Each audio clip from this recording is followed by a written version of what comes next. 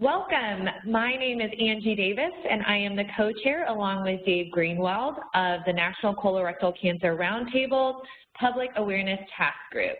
Dave and I will be moderating today's webinar. Thank you for joining us. We have had a lot of interest in this topic, and we appreciate your time today. The purpose of today's webinar is to introduce you to new assets to aid you in your 80% by 2018 communications work. Whether your audience includes patients, health plan members, employees, survivors, you name it, we hope these tools will arm you with the messages you need to get more people screened for colorectal cancer. We'll start by doing a quick refresh of our 80% by 2018 communication strategy. Then we'll introduce you to the new Asian American and Colorectal Cancer Companion Guide. We'll also share advice from new assets on engaging celebrities, earning earned media, and tips for evaluating your communications efforts. And all these resources can be found at nccrt.org.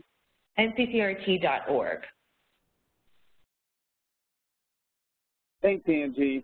So we have, this is Dave Greenwald, we have an amazing array of experts with us this morning. First we'll have Dr. Karen Kim, who's the director of the Center for Asian Health Equity at the University of Chicago, who will walk us through the new companion guide and share her research on reaching Asian Americans about colorectal cancer, specifically Cambodian, Chinese, Filipino, Korean, Laotian, South Asian, and Vietnamese. Then we'll hear from Kathleen Lobb, who is the Chief Communications Officer at the Entertainment Industry Foundation and a member of Stand Up to Cancer. Kathleen will share her advice on engaging celebrities as messengers. John Patton, Director of Public Affairs at the National Association of Chronic Disease Directors, will then share tips on earning media. And finally, engaging media actually. And finally, Amanda Hain, Research Associate with the Wilder Foundation, will share advice on evaluating your communications efforts. Just a few housekeeping things. Presentations today will wrap up by 1 p.m., but our speakers have generously agreed to stay on until 1:15 p.m. Eastern Time so that we have plenty of time for questions. A few other things. First, we are recording today's webinar. The replay and speaker slides will be shared with all of you within a few days. Please feel, of course, free to share with your colleagues who are not able to join today. Secondly, also, because of the large number of participants, all participants, and we have almost 100 at this point, are muted on today's webinar. Having said that, we will still want to make sure that you get what you need out of this webinar. So we encourage you to ask questions by submitting them through the webinar's Q&A function. We will definitely have time for questions after the presentation, and we'll answer as many as we can. We will also be emailing around responses to any questions we don't have time to get to. You can always email us specific questions afterwards as well. And finally, we're always trying to improve these webinars, which have been so successful in the past. So again, we are asking for your help in evaluating the webinar. You will be receiving an email after the webinar with a survey link. It just takes a few minutes, but we really appreciate it. So please provide us your feedback. We take that advice very seriously and are always trying to improve. So let's start today's presentations with a short refresher on our 80 by 2018 communication strategy from the one and only director of the National Colorectal Cancer Roundtable, Mary Doroshank. Mary? Yeah, thanks, Dave. And if you could pass me the baton, there we go. I just thought it would be helpful to give a little bit of background to set a context for the communication strategy that we've developed around 80 by 18.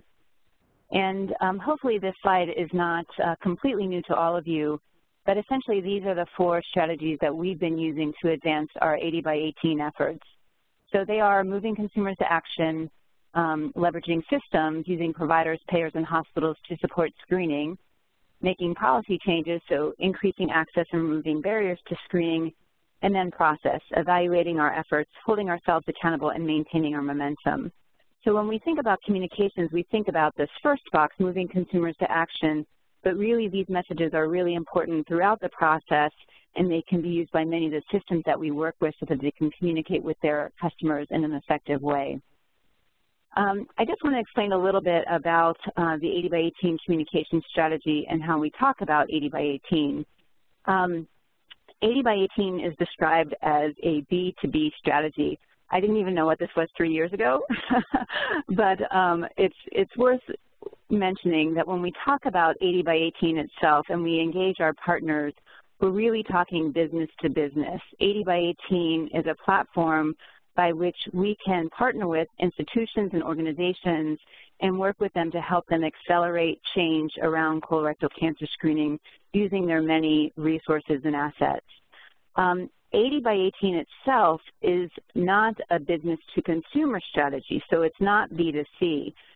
We actually tested 80 by 18 messages directly with consumers, and it didn't resonate well with them. It's too abstract of a concept. So when we talk to consumers, it's important that we talk to them about colorectal cancer screening, of course, but that we do it in a way that resonates with them and moves them to action. I just wanted to take a moment to review some of our market research that we've done that points to the many barriers around colorectal cancer screening. So when we talk to consumers about screening, this is really important. So in 2014, we did quite a robust amount of market research with unscreened consumers, English-speaking unscreened consumers. And these are the barriers that we found that unscreened consumers were saying were stopping them from getting screened. You know, most of these will ring true to you, but they were issues around affordability. There have been quite a bit of news coverage about the high cost of colonoscopy. We continue to struggle because the unscreened don't appreciate that screening is something that you do when you're well. We heard a lot of people saying that they weren't getting screened because they either don't have symptoms or don't have a family history of the disease. We heard a lot about other pressing health issues. So the unscreened have a lot on their minds. They may have other competing illnesses. Many have actually heard about colorectal cancer screening, but for whatever reason, it's not resonating with them. In fact, interestingly, in our research, we found that many of the unscreened don't have a personal connection to cancer.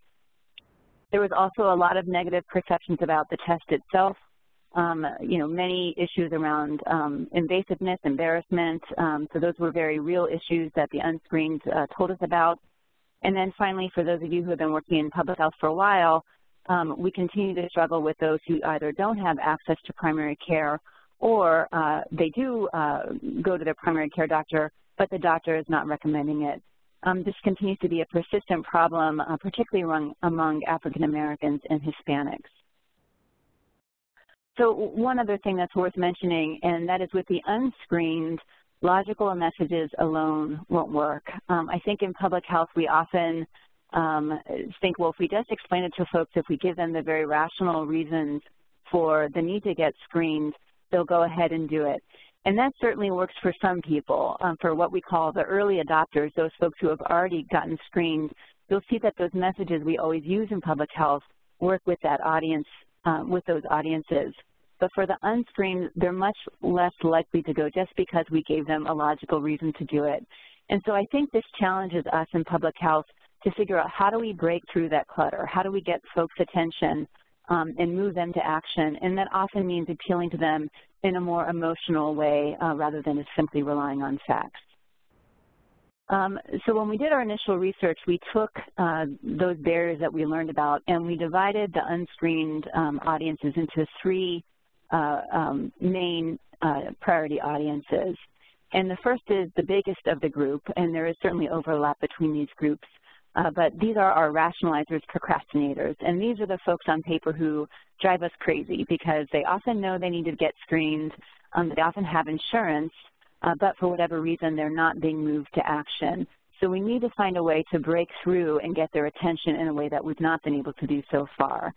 The newly insured, I think, is the group where we feel we might be able to make the most traction. This is a group where perhaps they've not had health insurance or health insurance that includes colorectal cancer screening coverage before, but now they do. So there's a lot of hope for us to reach this group in a way that we've not been able to do before. And then finally, in public health, we always struggle with reaching the economically disadvantaged. Running through those groups, we definitely want to target Hispanics because of their low screening rate, one of the lowest in the nation, and African Americans for their high incidence and mortality rates. But I'm also going to share some slides that show the importance of making some concerted efforts to reach Asian Americans, Pacific Islanders, American Indians, and Alaskan Natives as well. So once we took those key those target audiences and the barriers as we understood them, we developed about 16 different messages that we theorized would work with our unscreened audiences. And we had what I called sort of a message test-off, where we tested different messages with these key populations. And these 3 messages consistently rose to the top. The first is that there are several screening options available, including simple take-home options. I will say that this surprised us, but it makes sense when you think about it. Colonoscopy itself and fear of the test can act as a barrier, so the unscreened need to hear about options that give them power that they can do with privacy in their own home. So we believe this is why this top message is tested quite well. The second message also is intuitive if you think about it. The unscreened have a lot on their mind, and they're not prioritizing this issue. But when you throw out a statistic that it's the second leading cancer killer, that starts to get people's attention, and at the same time, you're giving them something to do about it. They can prevent or detect it if they just get screened. And then finally, the issues, a message around affordability, addressing that affordability issue head-on, tested really well with our group. So there is so much more to that research, and you can find it in our 80 by 18 communications guidebook. It has a lot of great info. It can also help you personalize your message and tailor them depending on your audience, and also get you some state-specific data, lots of tools and resources and templates, so we encourage you to check it out. I will say, and apologies, this formatting on this slide got messed up, but one of the things that kept me awake at night is that even though we had said we wanted to prioritize Hispanic audiences, as I mentioned, when we did our market research, we only tested with English speakers, and I think that was a real flaw of the research. So I was very grateful that we received some CDC funding in 2015 to do a new round of market research with Hispanics. So you can find a lot of those tested messages specifically for Hispanic Latinos and our Hispanic Latino companion guide. So, flash forward to this past year, and I'm delighted to share this slide with all of you. It's new data from the National Health and Review Survey that came out this past fall, showing our progress on screening rates. And there's a lot of good news in this slide, but there are some challenges here for us that I think really point to some of what we want to cover on today's webinar. You'll see that since 2013, keeping in mind that we launched the 80 by 18 effort in March of 2014, we have a real nice increase among whites, a steady increase among blacks and Hispanics, but among Asians, the line is almost flat. It's at 52%, and that really didn't change that much since 2013. So when I saw this, I was extremely relieved that we have connected with a wonderful colleague, Dr. Karen Kim, from the University of Chicago Center for Asian Health Equity. Dr. Kim has been has been working with her colleagues to do an incredible amount of research on how we should reach out to Asian American subpopulations about colorectal cancer screening. So we've been working very closely with her and her team to create a new guide, and I'm going to turn it over to Dr. Kim to walk through some of that information with all of you.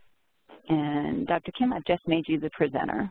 Great. Thank you, Mary, and really thank you to this really incredible team in thinking about the inclusion of Asian Americans in the communication process. So we are really excited to share with you a new kind of toolkit companion guide that I want to walk through the rationale about a little bit right now. So just to catch us all up to date, a little bit about Asian Americans. So as of Census 2010, they're the fastest growing minority group. They grew about 45.6% over the past 10 years. What's interesting is still about 77% of Asian Americans are foreign-born, and over 30% are of limited English proficiency, meaning no one in the household speaking English well. This is the highest amounts of limited English proficiency compared to any other racial ethnic group. What's also important to think about when you think of this population, cancer is the leading cause of death among Asian Americans and has been since 1980. So this is a disease that really disproportionately can affect this growing population. This graph shows the projected changes in cases of all invasive cancer in the United States by race and origin. And you can see that if we do nothing, by 2030, the rates of invasive cancer will be really high among the Hispanic and Asian American populations. They are going to be increasing by over 130% compared to other populations. And so we really have an opportunity to hopefully make a difference. In terms of colorectal cancer prevention among Asian Americans, similar to other populations, it's the second most common cause of cancer and the third leading cause of death. And in fact, 1 in 2 Asian Americans have not been screened, and if you look at those who are of limited English proficiency, this is significantly less, which makes this one of the lowest Asian Americans have among the lowest screening rates, and the trajectory of screening is really not on the up and up. So I think this is, again, another very important opportunity to understand how we can include this population in this really preventative screening technology and methods. So I think things to ask ourselves are, what are some specific attitudes and beliefs and barriers for colorectal cancer screening among Asian Americans? How can our health system or practice increase screening for this population? And what, if any, available tools should we be using to help reach this goal? And I think this communication guide is really very data-driven and hopefully can help us change the screening rates within this population.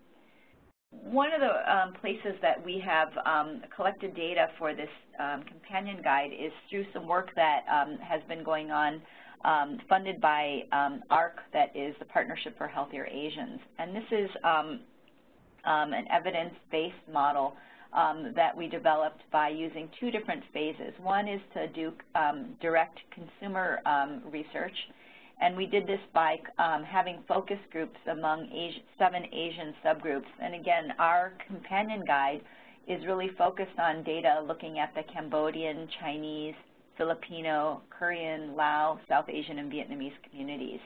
And from these focus groups, we were able to conduct consumer survey instrument, which we then collected data across about 420 individuals representing these 7 Asian subgroups to really understand what the attitudes, barriers, communication methods would be to help address colorectal cancer screening.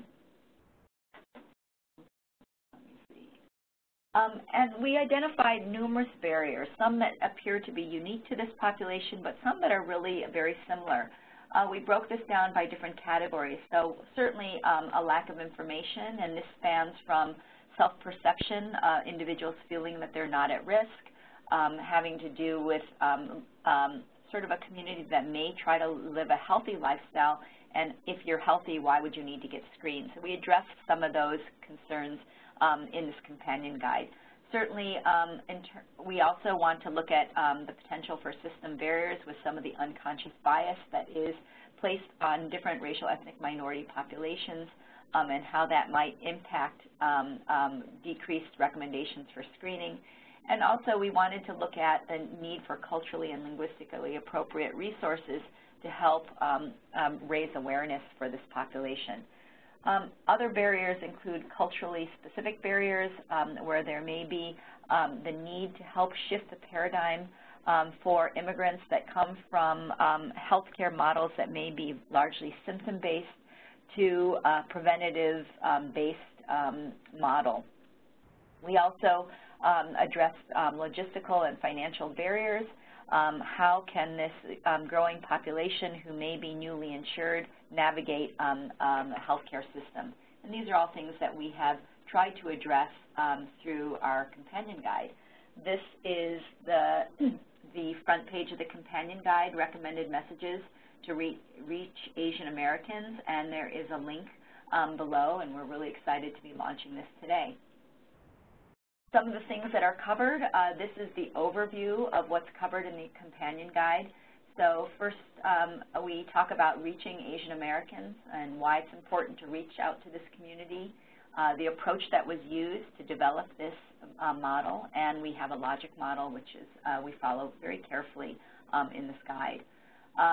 Second, we talk about what type of things have we learned about Asian American communities, about their perceptions, what the barriers to screening are, and how do we reach this audience in a more efficient manner. We also talk about different communication channels and what are some of the different ways we can communicate messaging that will be received. This is sort of where Mary talked about logical messaging alone doesn't work, and so how we put this together is very important. We list the top recommended messages, tested messages, and both at the individual and system level. And finally, I think what's really important about this companion guide is that we provide tools to reach the target population. There's some custom materials that we have reached out to colleagues across the country that have shared their resources. We have recommendations for social media messaging, some sample PSAs, educational brochures, and then the availability of in-language materials, which we share throughout this guide. So what are some of the top messages to reach this population? So we have Asian Americans are at risk for colorectal cancer. And I think that what we do within each of these top messages is to say why this is the preferred message and what is the evidence and feedback that we got from the community about why this message is important. Another message is screening can prevent colorectal cancer. That do it for yourself and your family. We found that this is very important, that this is a population in general that comes from an extended family model where decision-making is often uses more of a community-based approach among the family. And so we found that what resonated with our clients was that they really wanted a message that said, do this for your family and your grandchildren. We also found messaging that was important is that there are many ways to get screened, that this is not just a colonoscopy type screening program, but there are options, and it's important that our community members understand that. A very important message that we learned was that feeling healthy does not replace the need for screening. And we think that these messages are simple messages that are based on our data. And we also looked at system-level messaging. So as I mentioned earlier, it's very important that we realize that cancer is the #1 killer for Asian Americans. We talk a little bit about the model minority myth, that is that Asian Americans tend to be healthier and wealthier and more educated, and somehow this often impedes the recommendation for screening, and it's important to realize that. Language access is very important for this population. And finally, as Mary had mentioned earlier, provider recommendation kind of trumps everything. And so it's really important that we we hold accountable the system. We have these messages translated into several languages. We have them in Chinese, Korean, Lao, Urdu, and Vietnamese, and so these are messages that you can use and pass on to communities that you may work with. We also have a logic model, which I won't go through, but that includes barriers, needed information, messaging, and as Mary said earlier, kind of breaking through the clutter. And so I think this is the layout of this companion guide, and I think it's pretty easy to follow. One of the things that we found was there are numerous ways to think about communication for these various communities, and so we have the preferred communication channels that we identified. And on the bottom, we broke this down by different Asian-specific subgroups, and the purple being the preferred mode of communication, and the green representing the second most common mode of communication.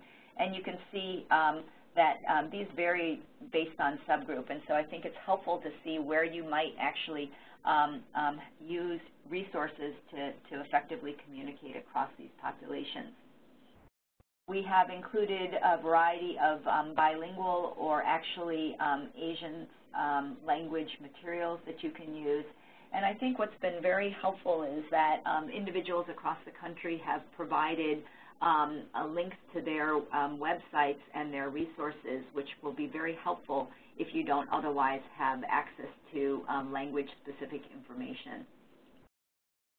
So what are some next steps that we think about? I think it's important to continue to create resources for marginalized populations.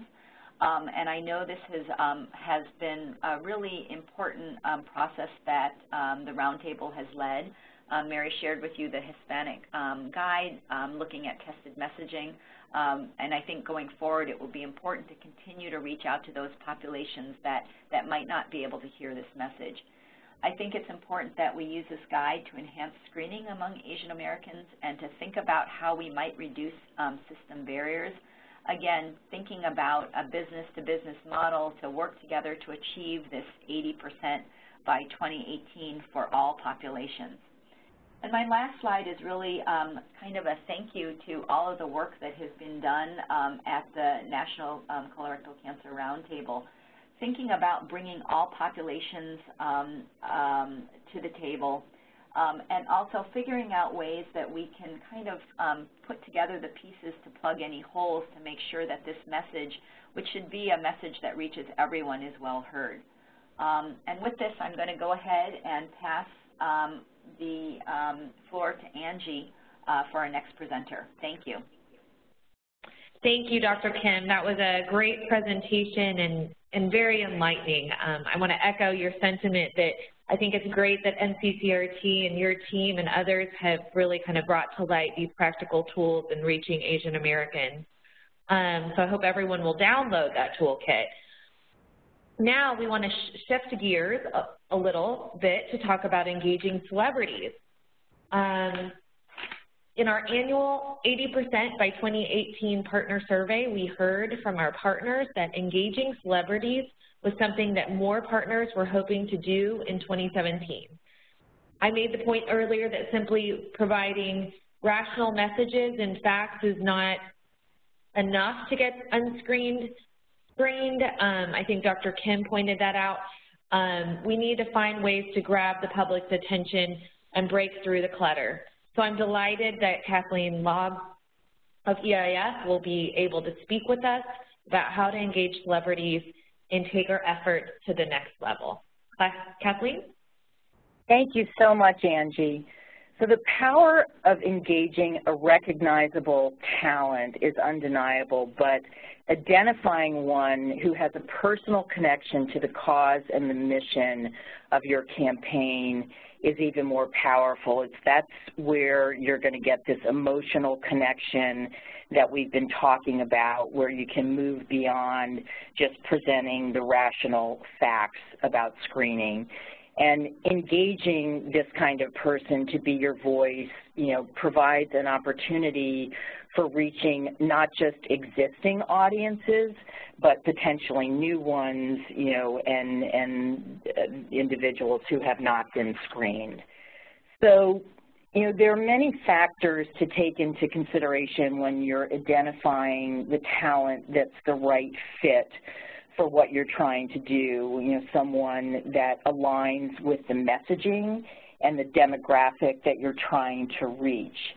So, the first and obvious question to sort through is, what are the goals of your campaign? What's going to make it effective? Kathleen? Yeah? I'm so sorry to interrupt. My slides aren't advancing. Karen, did you pass the baton to Kathleen? There we go. Okay, thanks everyone. Continue on. Okay, so are we on the choosing an ambassador slide now for everyone? Yes, we are. Yep. Excellent. Okay, so lots of different things to take into account. We have a list here starting with, the very obvious question of what are your campaign goals?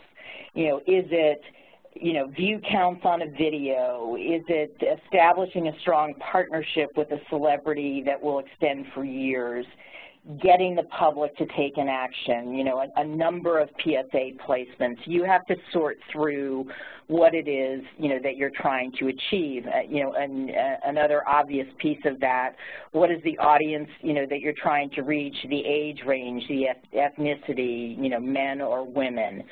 and who will resonate as a messenger for that group, taking into account age, sex, ethnicity, socioeconomic status. If you're targeting women, is it a female ambassador, or perhaps will a male reach with them? We did some work around ovarian cancer, and Pierce Brosnan lost both his first wife and his daughter to ovarian cancer. Was incredibly powerful, again, in terms of that emotional connection.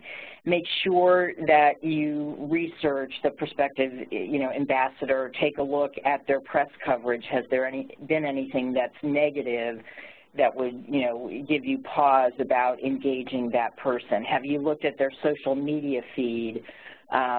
Is everything that's being said messaging that you would want your organization to be aligned with? Is social media an important component of the campaign? If it is, then obviously look at the Facebook and Twitter and Instagram, following of the prospective ambassador, and is their audience engaged? Are they geographically desirable, for what you need to do? If they aren't local, you can quickly incur transportation costs. If it's a message about screening, to make sure that the ambassador has undergone the test. Have you mapped out how much of a time commitment you will need from the ambassador? What are you asking him or her to do? Do they have to speak at an event?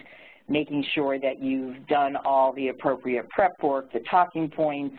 Do you need to provide, makeup and, hair? These are issues for us, with the talent, with whom we're working, providing transportation. Are they going to do press interviews?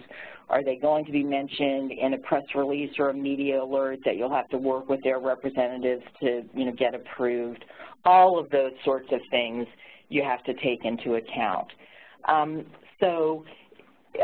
Ambassadors can be, really any one in this day and age, and, thinking through who is an effective local ambassador. The photos you see here, a local weatherwoman in Washington, helped us from a social media standpoint on Stand Up to Cancer. The photo in the middle, we have, this was a local event we did in Los Angeles, so there was a retired professional athlete, some coaches, and actually the mascot.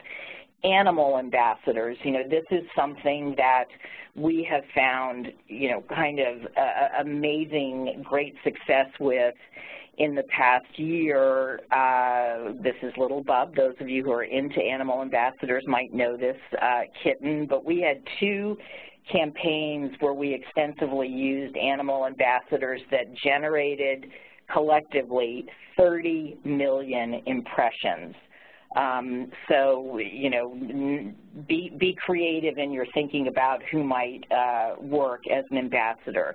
The digital space, has obviously exploded with self-made talent. There are bloggers, fashion, food, fitness folks that have a huge captive and very, engaged audience. So, definitely think through that group as well.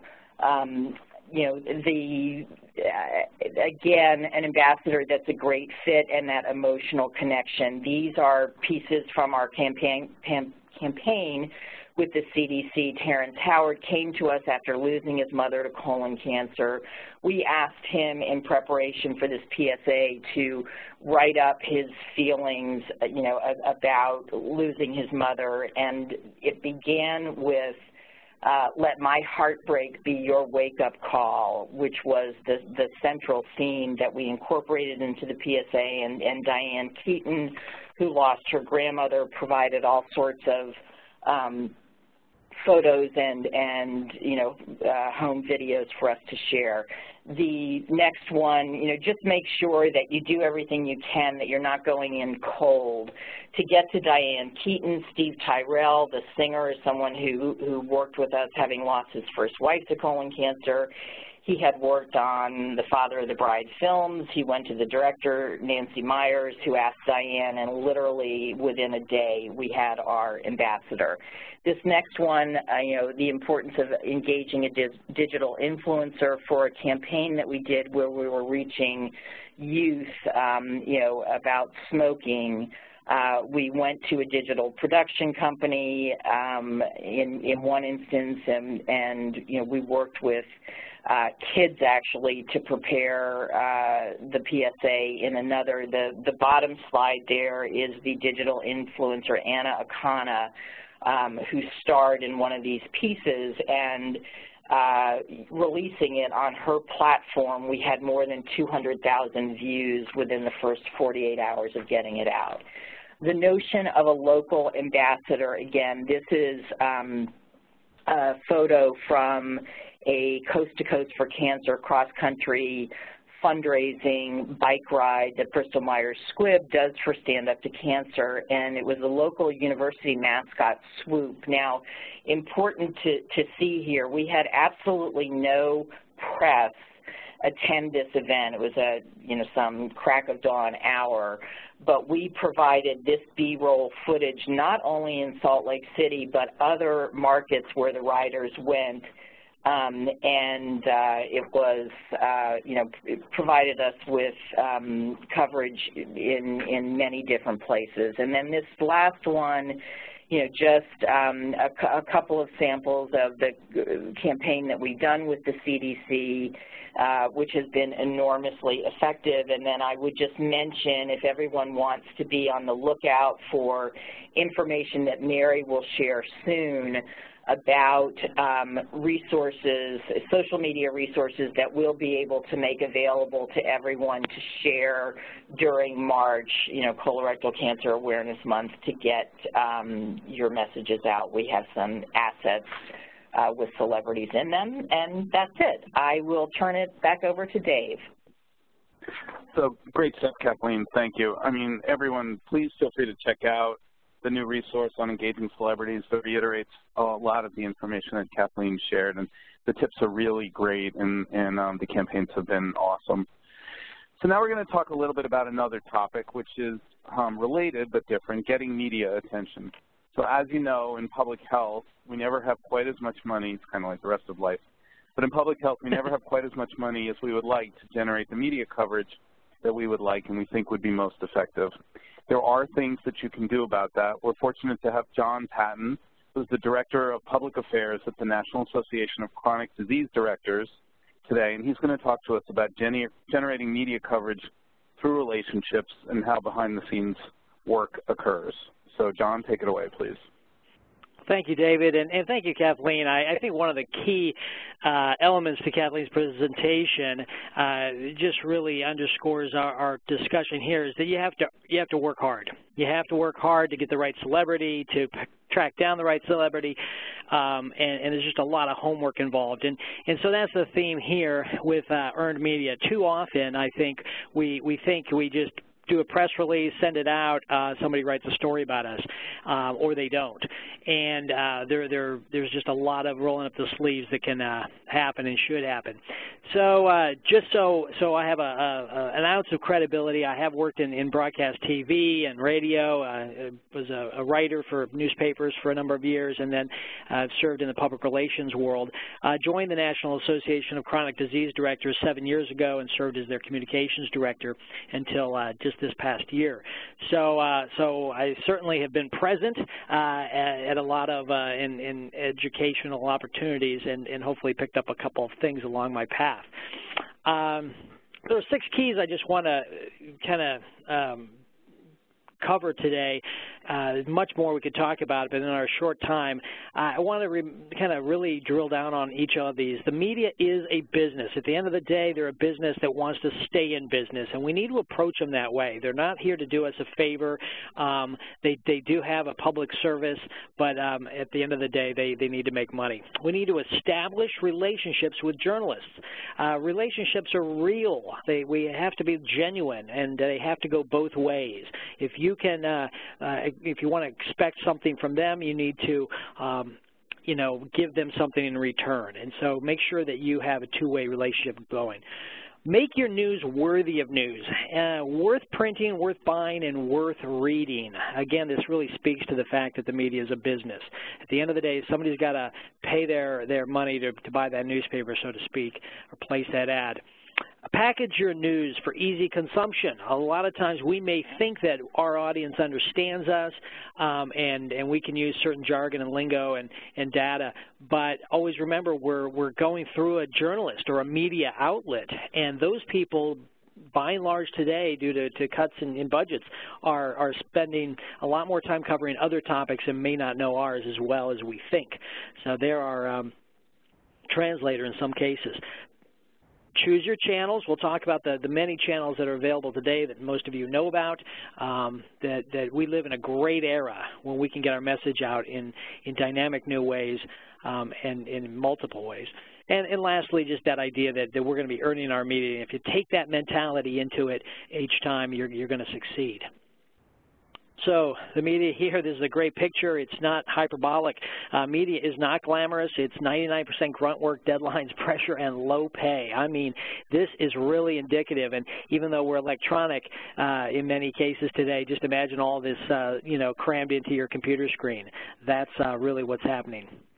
And then there we have that chorus that the media is a business.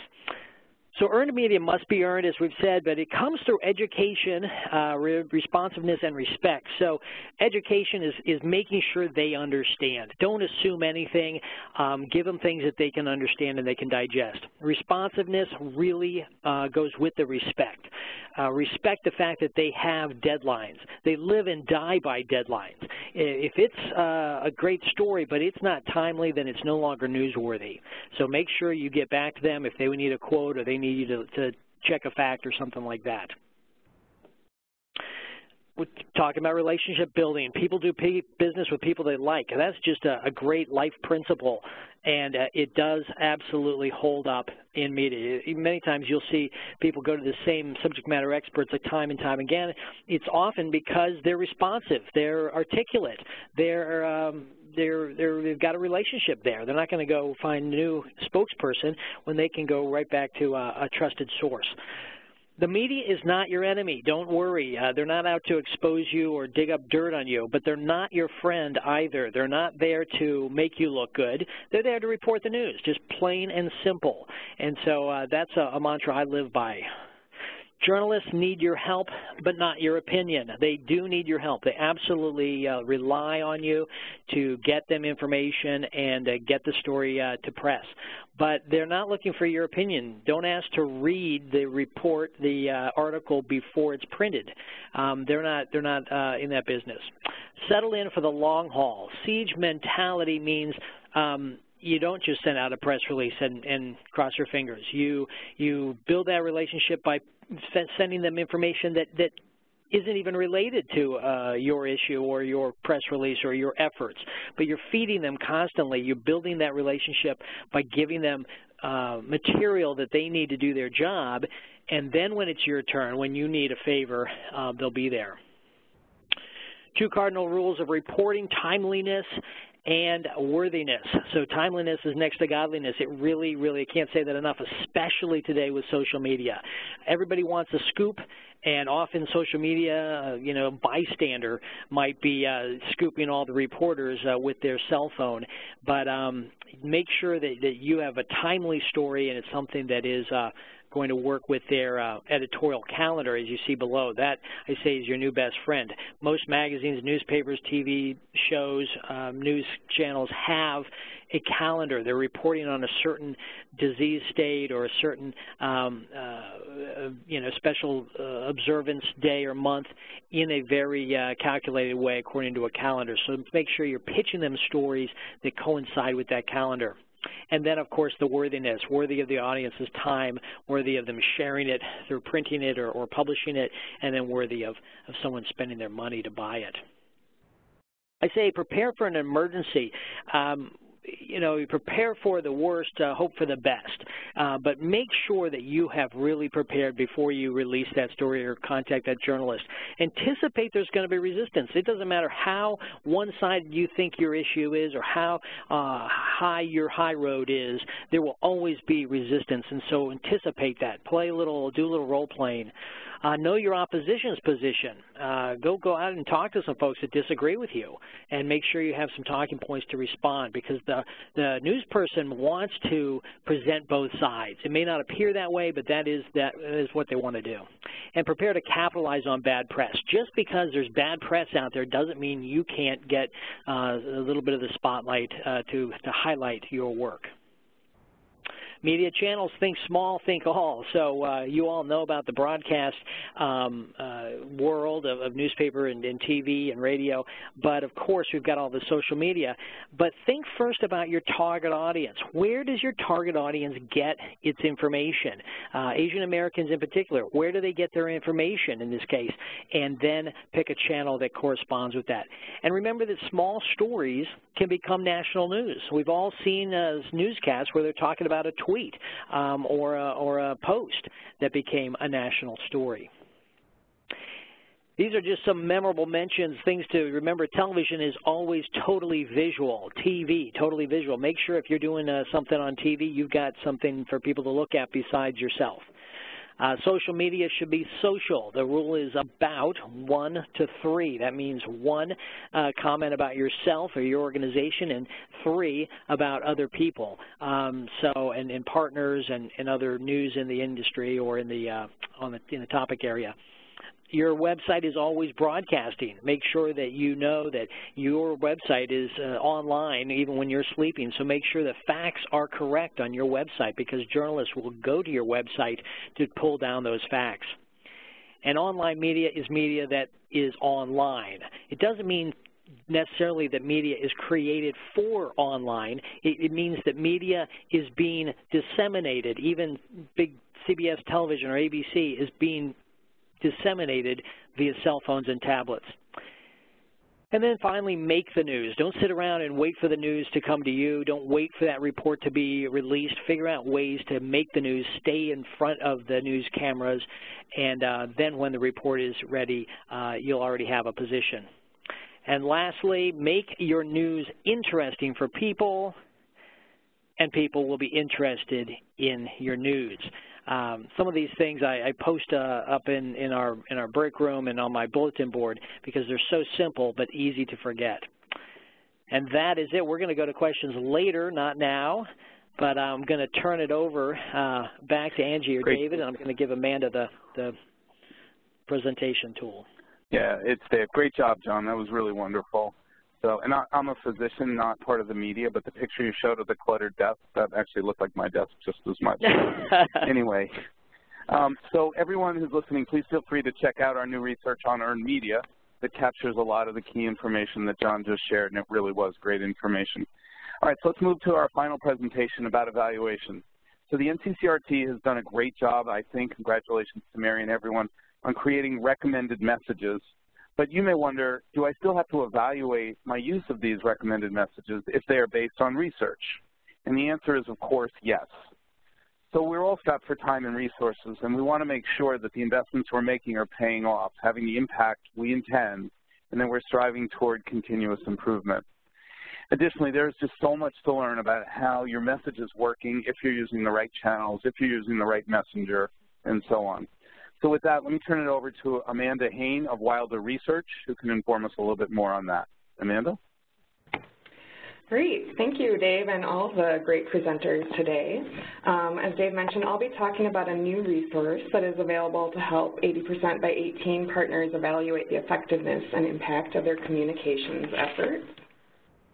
And as a little background, I'm Amanda Haney from Wilder Research, which is a research division of the Amherst H. Wilder Foundation in St. Paul, Minnesota. Wilder Research has been partnering with NCCRT since 2010, when we worked with a roundtable to develop an evaluation toolkit to help organizations evaluate their efforts to increase colorectal cancer screening rates. The toolkit provides step-by-step guides to planning and implementing an evaluation for a variety of different types of interventions. And since 2010, 2 updates to the toolkit have been put out, and a third will be released later this year. And as part of this work, Wilder Research has been working with NCCRT to develop a companion resource to help 80% by 18 partners evaluate their communications efforts, which is what I'll be talking to you about today. The companion summary provides guidance for organizations that have adapted the tested messaging and other recommendations presented in the communications guidebook in their communications and educational efforts. So it was developed for organizations that have limited evaluation experience or resources and includes information on evaluating more traditional communications activities such as print media or social media campaigns, but also broader types of interventions that incorporate 80% by 18 messaging such as one-on-one education or other educational strategies. So as they also kind of mentioned, you may be wondering why evaluate your 80% by 18 communications efforts when the recommendations in the guidebook are already based on a market research process. Although the communications guidebook provides broad information about messaging and communications channels and the priority populations, evaluating your specific communications activities can help demonstrate the impact of your work and progress towards the collective goal of 80% by 18, can help improve your intervention, and also document promising practices, especially in different settings or with different populations. So in sum, evaluating your communications activities can help you learn about whether your efforts are worthwhile use of your time and resources. So I'll now take you through some of the main features of the summary, including what's covered in each section. The tip sheet walks readers through the steps needed to plan and implement an effective evaluation, including what questions should I be asking, how should I collect the information, and how should I share the findings. We also feature 3 programs and follow them as they complete each stage of the evaluation. Each sample program features different 80% by 18 communication strategies, different audiences and types of evaluation, and they're really intended to provide additional context and real-world examples of how evaluation can be accomplished for different types of programs. For this first step, what question should I be asking, the tip sheet provides information about creating a theory of change for your communications work. A theory of change helps you map out your target audience. If you're not familiar, what messages and communications channels you plan to use, and how these efforts should lead to the intended results. This type of map is often a series of if-then statements, as you can maybe see on the screen, such as, if our clinic posts screen slides in our office waiting room with educational messages about screening options, then more people will become aware of different screening options that align with their values and needs, and then so on and so forth. Developing a program theory or logic model can also inform your evaluation questions. The tip sheet also provides information on developing different types of evaluation questions depending on what you're interested in learning about. It includes outcome evaluation questions, which essentially look at changes you can reasonably expect as a result of your communications efforts. For example, are more people talking to their doctors about getting screened as a result of the in-office screen slides? Additionally, the tip sheet includes information about process evaluations, which might look at how many people your message is reaching, who it's reaching, and how your efforts could be improved.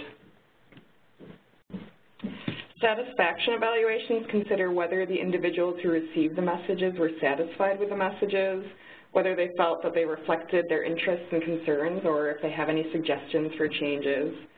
And then lastly, although the Roundtable has developed recommendations about key audiences, messages, and media platforms for the campaign, it can be helpful to do some work up front to determine which populations to target in your specific community, what their needs are, their interests or concerns, and what types of messaging and media might be most relevant to them. So the tip sheet provides guidance on evaluating the community needs of target audiences with questions such as, what do people already know about screening, and what barriers make it difficult for people to get screened? And then for the second step, how should I collect the information? The tip sheet provides a broad overview of a number of data collection methods. to help you answer this question.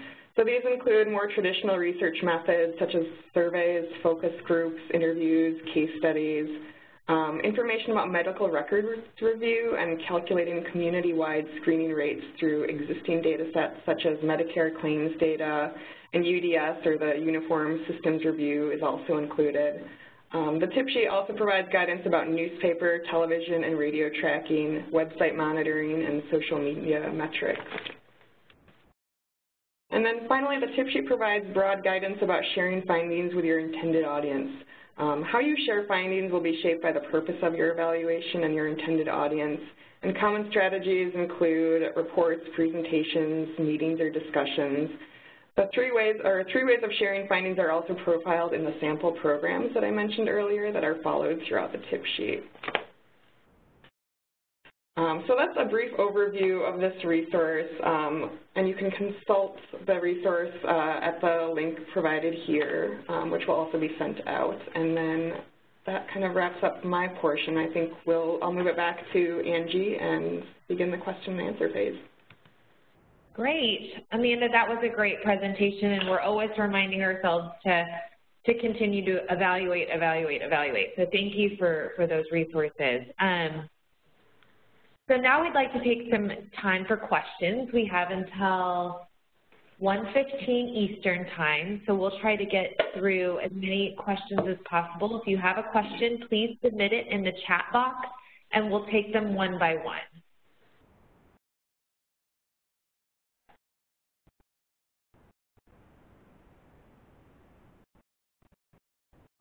So we did have one question as it relates to some of the preferred messaging. Are the messages applicable outside of colorectal cancer? Could it be used for hepatitis B and breast cancer screening as well? I think that was in reference to the Asian American toolkit.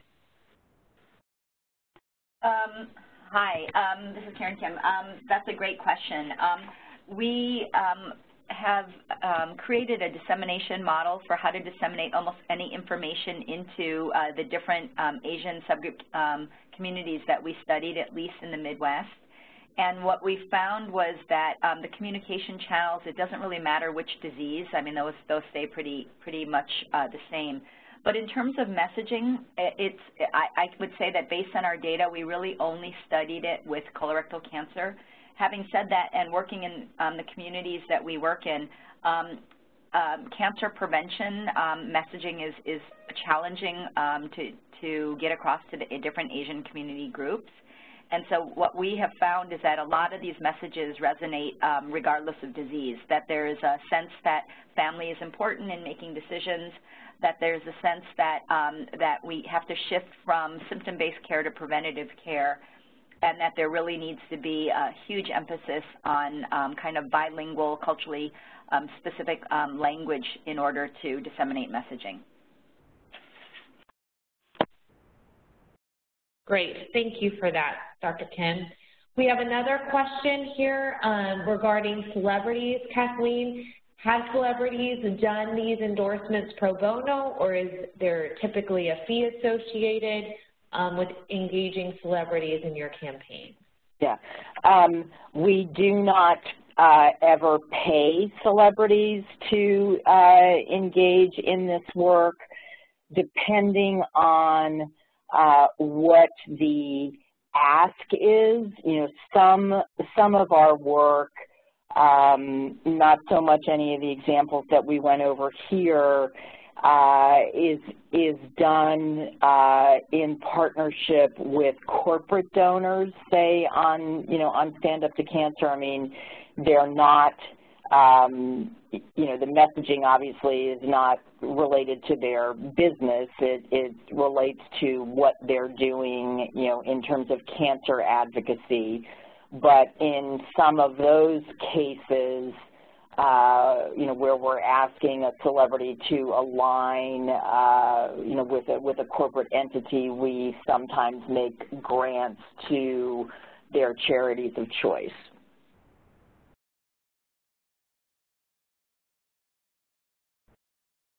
Great, thank you. Do we have any other questions? Please go ahead and add those to the chat box. We can also forward those questions to our speakers to get your questions addressed.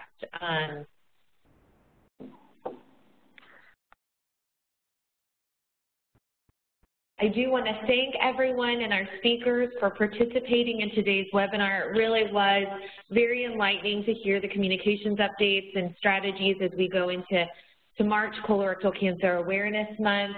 I want to thank Karen Kim, Kathleen Logg, John Patton, Amanda Hain, and the many contributors who helped in these efforts.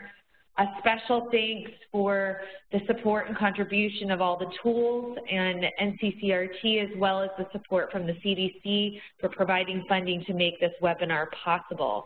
Mary, would you like to add any closing comments? Well, we just got one more question in under the wire. Amanda, I think this one is for you. Yeah, I'm happy to answer that.